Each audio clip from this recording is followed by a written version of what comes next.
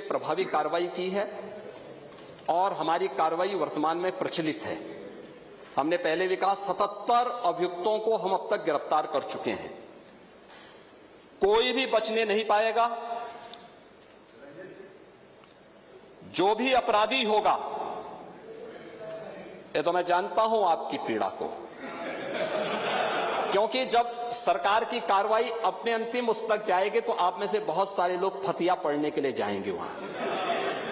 तो आपको फतिया पढ़ने के लायक भी हम नहीं छोड़ेंगे, तब तक ऐसी कार्रवाई हम कर देंगे। इसके लिए महोदय, हम लोगों ने एक एसआईटी गठित की है। प्रदेश के आईजी कानून लॉ एंड ऑर्डर की अध्यक्षता में एक एसआईटी गठित की है, जिसमें यूपी पुलिस और एफएसडीए के अधिकारी भी शामिल हैं पूरे प्रदेश भर में।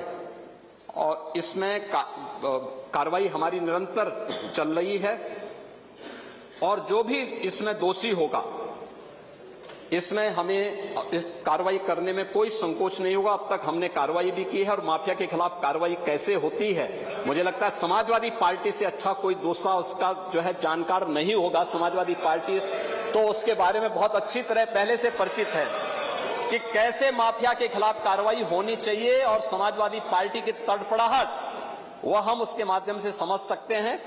और मैं इस सदन को इस बात के लिए आश्वस्त करता हूं कि इस मामले में जो भी अपराधी होगा, उस अपराधी के खिलाफ जितनी सख्त कार्रवाई होगी, उत्तर प्रदेश सरकार